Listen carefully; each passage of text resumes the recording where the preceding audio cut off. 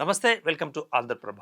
GHMC ఎన్నికల కోసమేనా ఇంద్రమ్మ ఇళ్ల drama అంటూ బీజేపీ రాష్ట్ర అధ్యక్షుడు రామచంద్రరావు సంచలన ఆరోపణలు చేశారు.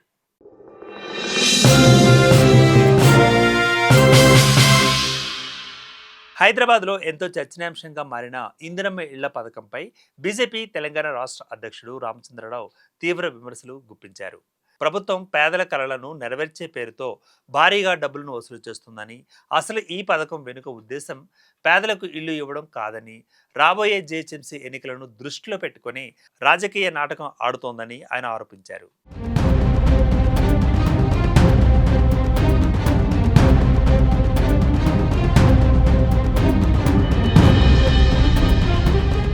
ఇక రామచంద్రరావు ఒక కార్యక్రమంలో మాట్లాడుతూ, ఇందిరమ్మ ఇళ్ల దరఖాస్తుకు 10,000 రూపాయల డిపాజిట్ తీసుకోవడం ఏ న్యాయం అంటూ ప్రశ్నించారు.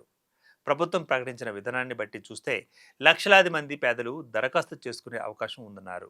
ఆయన లెక్కల ప్రకారం 10 లక్షల మంది దరఖాస్తు చేస్తే ప్రభుత్వం ప్రజల నుంచి 1,000 కోట్ల రూపాయల వరకు సేకరించే అవకాశం ఉంది. అయితే ప్రభుత్వం నిర్మించబోతున్న ఇళ్ల సంఖ్య మాత్రం కేవలం 7,000 మాత్రమే అంటూ ఆయన విమర్శించారు. అంటే లక్షలాది మంది నుంచి డబ్బులు వసూలు చేసుకొని చివరికి కొద్దిమందికే ఇళ్లు ఇస్తారా?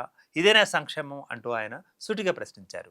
పేదలకు క్యూలు పెట్టి ఆశ చూపిస్తున్నారని, ఆ క్యూలు చివరకు వారికి పెయిన్గా మారుతున్నాయని ఆయన వ్యాఖ్యానించారు. ప్రజల ఆశలను రాజకీయ ప్రయోజనాలకు ఉపయోగించుకోవద్దంటూ ఆయన ప్రభుత్వంపై మండిపడ్డారు.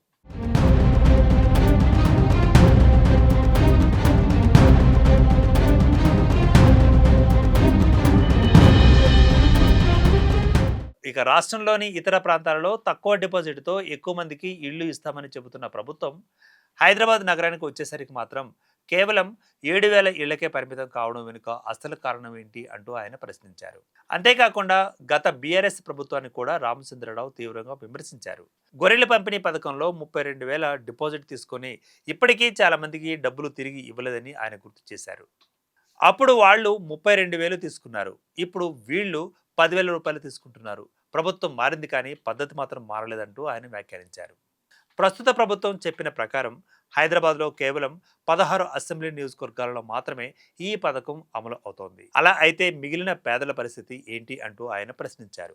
ఇంకా ప్రభుత్వం నిజంగా చిత్తశుద్ధితో పనిచేస్తే ముందుగా ఇప్పటికే నిర్మాణం పూర్తయి ఖాళీగా ఉన్న ప్రభుత్వ గృహాలను పేదలకు ఇవ్వాలంటూ సూచించారు.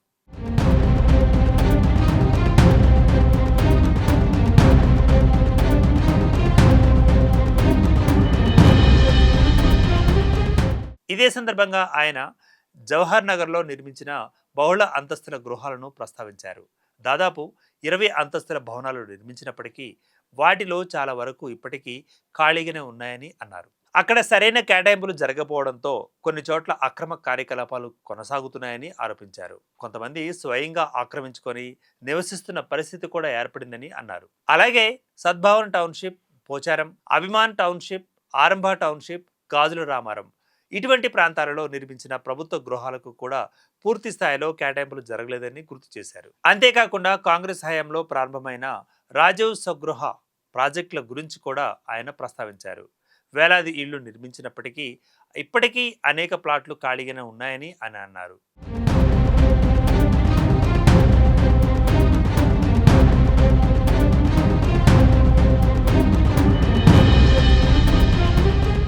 టీఆర్ఎస్ ప్రభుత్వం అధికారంలోకి వచ్చిన తర్వాత ఈ ప్రాజెక్టులపై సిబిసిఐడి విచారణ చేస్తామని ప్రకటించినప్పటికీ ఆ విచారణ ఎందుకని జరగలేదంటూ ఆయన ప్రశ్నించారు. ఆ ఇళ్ల పరిస్థితి ఏమైంది? ఆ ప్రాజెక్టులకు ఖర్చు చేసిన ప్రజాధనం ఎక్కడికి వెళ్ళింది? ఇప్పటికైనా ప్రభుత్వం సమాధానం చెప్పాలంటూ ఆయన డిమాండ్ చేశారు. ఇక చివరిగా ముఖ్యమంత్రి రేవంత్ రెడ్డి ఉద్దేశించి ఆయన మాట్లాడారు. పేదలకు ఇళ్ళు అనేది జీవితకాలపు కళ. నిజంగా ఆ కళను నెరవేర్చాలంటే ముందుగా ఇప్పటికే నిర్మాణం పూర్తయి ఖాళీగా ఉన్న ప్రభుత్వ ఇళ్లను మరమ్మతులు చేసి అర్హులైన పేదలకు కేటాయించండి. కొత్తగా 10,000 డిపాజిట్ పేరుతో భారాన్ని మోపకండి అంటూ రామచంద్రరావు సూచించారు. అయితే ఇవన్నీ బీజేపీ రాష్ట్ర అధ్యక్షుడు రామచంద్రరావు చేసిన ఆరోపణలు మాత్రమే. ఈ ఆరోపణలపై రాష్ట్ర ప్రభుత్వం నుంచి అధికారిక స్పందన రావాల్సి ఉంది. ఈ అంశంపై మీ అభిప్రాయం కామెంట్ చేయండి.